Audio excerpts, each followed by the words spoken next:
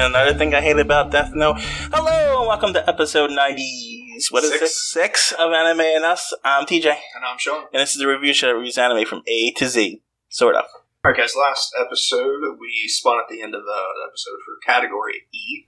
Got L Hazard. Pronounced Hazard. Magnificent World. There's a bunch of these apparently. There's like 4 of these. And a manga.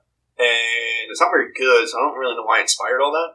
Anyway, it is a anime franchise. To be fair, it did come out in 95. Yes, we'll get to that. I got something to say about that. Anime franchise written by Ryo Tsukimura, I think. Directed by Hiroki Hayashi, something like that. The anime adaptation was published by Viz. Yeah, anyway. So what's funny is the animation, the manga, we watched the animation, episodes 1 through 7. Is that what we watched? Yes. Are you sure? Original video animation right there. Magnificent World. Yep. Because that says the anime television series is called The Wanderer. Yeah, I know. I'm just pointing out that I'm What's it say, Wanderer? Right underneath the original video animation says El Hazard, A Magnificent World. If you go down to the television series. Oh yeah, that's down here. Yeah. Yeah. That's so what I think it's just like a sequel to it. Okay. You know I was just pointing it out. I didn't notice it the first time. Yeah, so if you look down there for The Wanderers, it's at 26 episodes. Oh. We didn't watch all that. Oh, thank God. Yeah, right. So there's episodes 1 through 7, which is what we watched. That came out in 95 and 96. The manga came out in 95 and 96. And then the anime television series, which is 26 episodes, came out between 95 What about the and 96. original video animation? 4 episodes, which I think is the sequel to what we watched. Yeah, because it says Magnificent World 2. 97 and came out. And then the second anime television series, Alternative World, came out in 98. And then there's another original. How is this the original video animation? I don't know. Last. It says, 99. and this one says The Night of Temptation and Pure. That sounds a little something extra. I don't think so. Not with this anime. So I just thought it was funny that they all 3 of them came out so close together. Yeah. Usually it's manga anime. Sometimes they mix it up. It looks like just weird that they came out like that. It looks like one came out every year for up from until 95 to 99. Yeah, that's super odd. I must have been popular. Well, then again, anime back then was kind of rare in America, wasn't it? Oh yeah, in America. So maybe it was like one of the ones that people were watching at the time. And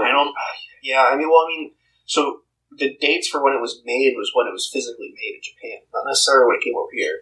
Just true. Who knows when it came over here? That's true. It's fair. I guess you could, spend 3 hours of your life digging to find that out, but I'm not gonna. But then again, thinking about that time, I don't know how prevalent anime was over in Japan. I mean, I know it's big. It was pretty big, not as big as it is now. But yeah, I don't think it was there was anime series being made every thing. Like now they have seasons for anime. It's like seasons, like football season is what I'm talking about. Right. It's like that over there now. Yeah, but my point is, back then, an anime came out was a big event over there. Mm-hmm. So, you gotta have these big things. Maybe it was just a big event and a big company was behind it, because isn't Viz a big company? Yeah, the AIC. Yeah. The people that made one of them. I don't know if they made all of them or not, but that's a fairly big company. Because I actually heard of Viz, so maybe that's what it was. A big company was behind it, and, it wasn't good, but... Yeah, it wasn't particularly good. Anyway, pros. Before we get into premise, I'm curious, when did you finish this? I watched the last episode today, but I watched the rest of it earlier. I finished this episode today, too. Oh, well, that's how bad it was. Usually I finish it... We took 2 weeks on this one. There's one good thing about this anime. Okay. You want to talk about it at the beginning, after the premise, or at the end? Well, my opinion, there's one good thing. Well, let's explain the premise so they know what we're talking about. So go ahead. Premise is there's a boy in school, and there's ruins that, like an earthquake discovers some ruins underneath the school, and he goes down there to check it out for some reason, I forget. Uh-huh. And a lady awakes and transports him to another dimension. Him, his 2 of his schoolmates, and his teacher for some reason. Yes. They never explain why those people, though. Why those specific people, yeah. Maybe... one can only assume they're the closest people to him, but who knows? Yeah, alright, what's the one good thing? You want to know the one good thing for me? Yeah. Is the teacher. I love him. I hate him because it's a bad show, but he's also the only good thing in this show. So when they transport there, he's with his teacher and his love interest and his love interest's brother are actually in other parts of the world. Yeah, well, his rival is the brother of his love interest, which is not really his love interest. Not really, but she's his love interest. Or he's her love interest is what I should be saying. That's what it looked. She's into him. That's but she's where. not into her. That's where it looked like it was going too. But she ends up being irrelevant. Yeah, fairly. I mean, a little bit because she's got a power, but that's really just a gotcha. So that's the whole thing. The 4 people who came to this new world has a superpower. They're all different. They're all different. I mean, you don't find them. You only find out what the teachers is in the beginning. Everyone else takes a little while. Yeah. Like even with his rival, his power is just what, commanding bugs? Like I don't get it. No, communicating. He's able to talk. That's what it is. Sorry, he's able to talk to them. That's why the bugrams. Yeah, that's why they follow. Magnificent name, by the way. Yeah, the bugrams.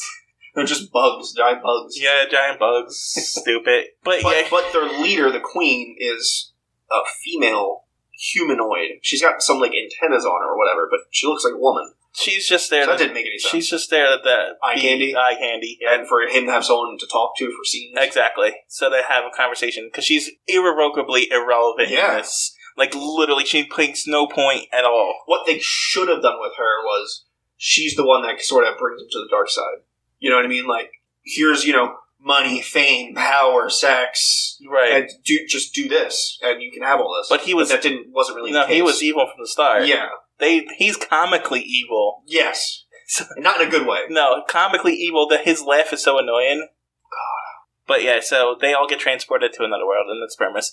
And we find out what the teacher's powers is, which is why I think fairly early. They transport there, and his whiskey bottle breaks. Okay, we can explain that. He's a drunk. He's a drunker and a smoker. That's important. Because his powers, he gets super strength from his powers, which is from being sober and not drinking. He gets incredibly strong and fast. And you find out in the last episode that the greatest reveal of all time, by the way, because he's been saving his cigarettes and smoking them sparingly, and he runs out in the last episode and he gets fucking Kaioken. Yeah, it's his red aura because the nicotine and the alcohol are diluting his powers. So you need to be sober. There's a message there. It was fantastic. I loved it. It was stupid. Every other scene with him was kind of junk, except for those scenes where he's like, "Oh, I haven't had any alcohol in a while," and he gets all strong.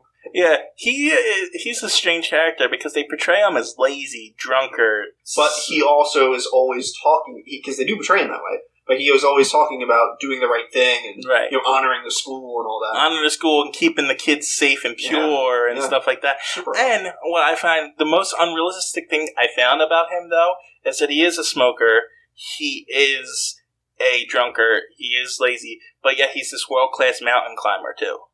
That's a contradiction. Those things don't exist. Well, I think when he was doing the mountain climbing, he wasn't drinking at the moment. So I think he was using his powers, not knowing it. He knew. He's like, we're going this way because he knew it was the wrong. I think you're right, but he's not only a world class mountain climber, but he's doing it in sandals. Oh yeah, exactly. Because they flip flops when they go to this mountain at one point, and the antagonist, the brother who controls the bungalow at this time, switches the sign so that they can do it. So they go the wrong way, and he can trap them. But then they actually go the right way, which is apparently really tough. No. They say that the teacher knew that this was the wrong way, but he did it anyway because it's more challenging. Well, then why did they stop digging the trap? Because they were digging a trap and they stopped. You're like, oh, they went the other way. How'd they know? Oh, maybe you're right. That was weird. No, maybe you're right, but I thought he said... I feel like the sign was already twisted.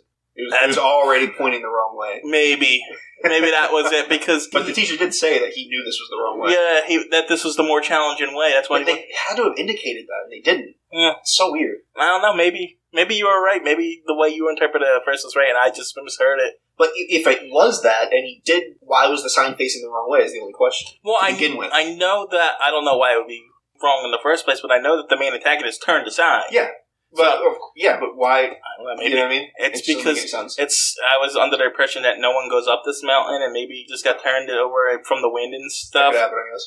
But apparently those sages, ladies, priestesses. Anyway. They get up the mountain, and they're going to this mountain because we skipped a lot.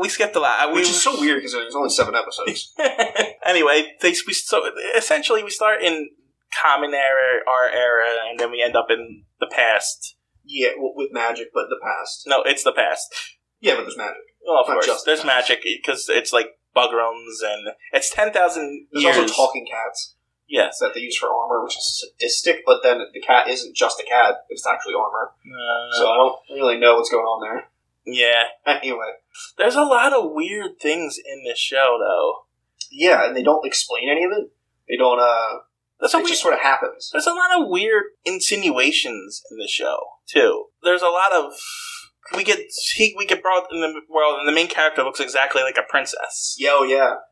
So... And the princess is missing, so he, this is the first episode, he, pretty much dresses up as her, so he can help his nation keep themselves safe and secure and all that. And that they never explained why they look the same, right? No. I don't think they ever did. It was just coincidence. It's so weird. Just coincidence, and... You know what's really funny is every character remarks about how they look strikingly like the same. Mm-hmm. Except if you actually look at the two characters, because at the end you get to see her, they don't look the same at all. They look like different characters. They brown hair, face, but no, they look different. So I don't understand why they wouldn't draw the same character. That's true. So weird. So the main protagonist in this is a typical shonen. Yeah. I mean, he's not particularly strong, which is nice. Well, yeah, I mean, this isn't a shonen per se. It's more of a fantasy adventure. Yeah. But it's a typical shonen protagonist. He's heroic, he's oblivious. All the girls want all stupid like that. But he looks like this princess, and so there's this whole cross-dressing thing in the beginning. And he's sleeping the first night, and this female girl who's probably 15, she's very small, sneaks in and starts feeling him up under the bed and puts her hand in his pants. That's not even that. It's pretty graphic for the scene. It was very graphic for what I thought it was going to be. Because they knocked down his pants. He's in girl's underwear essentially, and you see her hand. You don't see nudity at this point, but you watch her hand go under his pants and grab him. Yeah, and it's like whoa, and then it just cuts, and they're sleeping next to each other. Jesus, gotcha. Good. And then it cuts to the morning. And they're sleeping next to each other. No explanation. And then they come in, and of course it's for the joke that the teacher thinks they did something, and they didn't. But it does a lot. And then there's these other antagonists, these blue people, I forget what they're called. Phantom tribes or something. But at first there's this woman who gets killed off, like in the first fourth episode. One of the minis. Oh, yeah, the blue one. But then this little kid comes into the play with the leader of it. And weirdly sexual at 1 or 2 points. Yeah, their first introduction, the first thing they introduce them, when they start talking, they go down, grabs his face and goes down, and he's going to kiss him. And it just cuts the block. And it's an adult and a child, like a 6-year-old child, 7-year-old child, something like that. Or at least he looks it. Yeah. Super creepy, really homoerotic, pedophilic vibes coming out of there. But that's the strange thing about this show. The undertones are there, but there's no fan service. Yeah, well, there's a little fan service later, but not really. I mean, there's a hot spring episode. There's always... Yeah. So, yeah, there's a little bit. Well, there's a little bit more than you would expect, because there's actual nudity. Actually, yeah, you see nipples in that episode. Only in that episode. But you do see nipples, and it's like... One, it's like, why? Because it wasn't, over gratuitous. It's not like he was falling on them and grabbing them. It wasn't the typical shonen thing. No, you know what it was? But you do see it, and it just felt really unneeded. No, why it was there is because he was still cross-dressing at the time, and they thought he was a princess. Yes. But most of the nudity you saw was before that. It was when the teacher was there. Oh, yeah, no. That was most of the nudity. No, I understand that, but that was the whole joke. That was the whole setup for it. It's, I don't know, it's stupid. Everything's bad. All the characters are bad. The writing's bad. The voice acting's bad. The art for the time, I guess, is okay. Right. That's the only thing it's got going for it. The audio, the music's terrible. Okay, and then it's not as bad as some animes we've seen, but it's bad. And I knew there was a third thing that weirded me out. I guess she's an android or something, or they call her a demon. Yeah, the blue-haired girl with the gun. Yeah, she destroyed cities and stuff like that. She's the one that transported him to this world. Early Saul. Yeah, he's the one that transported him to the world. But they find her in the past, and she's waking up, and then they're talking about who's going to do it, and the antagonist grabs it, and then he walks over and lifts up her skirt, and I'm like, what the hell is happening here? And because out of nowhere, he's just lifting up her skirt, and then there's a hole in right above her butt that he puts this key into and winds her up. It's her power source. Yeah, it's so weird. I guess she is a robot, but no real explanation for this. Just mysterious old technology, I guess. Right. And that's the main protagonist's power. He can communicate with this power technology And she's being controlled by some kind of switch in her, of course, which allows him to override it, and she's free from the power and the antagonist, and she doesn't destroy anything anymore. You know what's really weird is, like, 2 episodes later, I think it was episode 6, she's sent to destroy the nation that he's trying to protect, right? And she's, killing people, whatever. And then he finds her and he hugs her, and they're kind of connecting with his power, and then the episode ends while they're hugging. Mm-hmm. And then the next episode starts, and it's unresolved. She's gone. You have to pick up the pieces for what happened from watching the episode. It's just weird that they skipped like that. So in the next episode, she went back home to the Bugrams, and she was talking about, I ran out of power. I had to be charged up. Are you sure that's where it ended? Because I'm pretty certain. I'm remembering the hug, and she throws him off and then flies off. Maybe I'm wrong. Yeah. Or maybe you just cut it off right there. You know what? 3 episodes, and that was one of them. I had to watch on a different site. It didn't work. Not on my computer, not on my phone, nothing. It froze. It would work for a few minutes and then it would freeze up. No, it wasn't the site. I think it was the upload, because if you skipped ahead, it would work. It would work. Oh, okay. Yeah, for some reason. I just found another site. For some reason, someone uploaded bad episodes. Like, it was like they uploaded from a DVD that was scratched or something. Mm-hmm. You know how in DVDs sometimes it scratch and freezes at a spot, and if you skip ahead, that's what it was like. Okay. Yeah, so I ended up watching it on another site, and it might have just been chopped. Yeah, it might have been. Yeah, it's just, the whole show's weird. It doesn't make much sense. I cannot believe that it spawned so many more things. I can't believe that. People really like this, apparently. Why else would they have made so much of it? That's true. Oh, and the other girl that got transported, she can see the blue phantom people for what they are, because they're illusionists and they can change. She sees them as blue people, and she's like, oh, look, why is that person blue? And they're like, what? Yeah. That was funny the first time. After that, it was a gimmick. She can see this princess trying to marry this princess, and the princess is one of these guys in disguise, and she sees through it. And it's all just plot contrivance, honestly. Yes. You know what was also, I would say, a tiny bit refreshing, and it deals with the teacher, so it's okay. I like the teacher. Is the teacher is a secondary character. He's a supporting character for the main character, right? And he has a love interest. Someone that wants him. Mm-hmm. That's refreshing. How often does that happen in anime? How often does that happen in stories in general? That's fair. You know what I mean? It's something. Yeah, I mean, there are 3 priestesses. And one of them's really into him. She doesn't want to be a priestess. She wants to get married. To be fair. And he shows up as a prince and saves her from the monster that was scrubbing her back at the hot spring. Yeah. To be fair, though, they did portray her as older. Oh, yeah? Yeah, because... I wonder how old she was. Because I guess everyone else is like 15, 16. Because the other 2 priestesses came in, and she says, I'm older than you, and all this other stuff. Yeah. So maybe it was time for, not old, but older than that. Right. They're probably 15, 16, like the main characters, the teenagers. So yeah, the priestesses are like Sailor Moon characters. Essentially.